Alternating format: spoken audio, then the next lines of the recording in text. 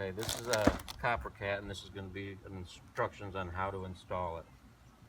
Don't need much other than a flat bar, hammer, some snips, and then maybe a caulk gun, then the material and some copper nails.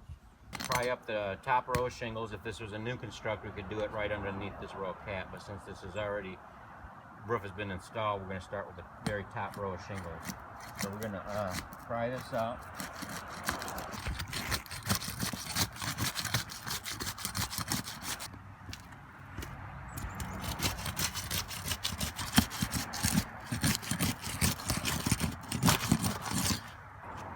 Now we're going to start back down here at the far end here. We can start installing our pieces of copper. And these ridges will make the water spray, so it gives it nice good coverage. We're going to go back to where we pried this up. We're basically just going to tuck this right underneath this top row of shingles.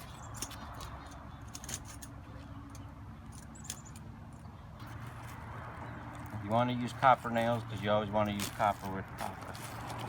Just a general rule of thumb.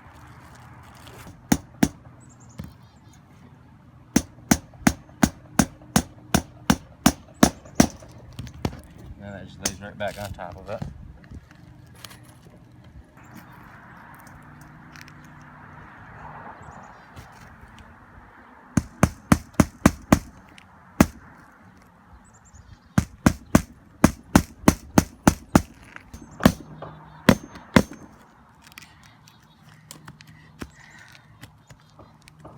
And then that would be your first piece.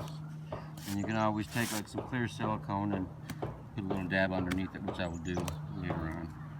Now we're going to install the second piece, and we want to show how when you move on to your next piece, you want to overlap them about 3/16 of an inch. So what I'm going to do here is I'm shove it under there, and get it, and bring it over a little bit and overlap it. So now that's that.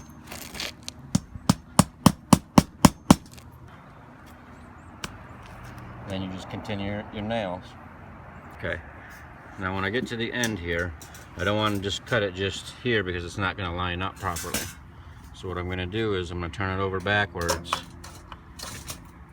kind of line it up to about to where I want it, make a little mark, and that's where we're going to cut it from. I'm just using some tin snips to cut it.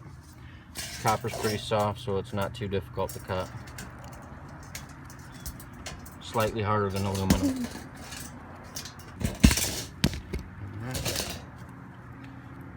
See, now my end will line up properly.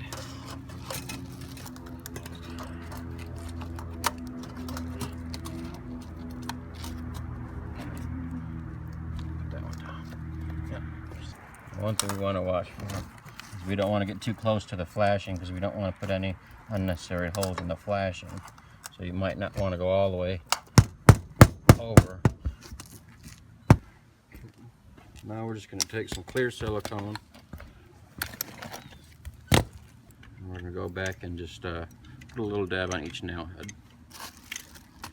It'll also help hold the shingles back down after you've disturbed them. All you got to do is a little dab, that's all it needs.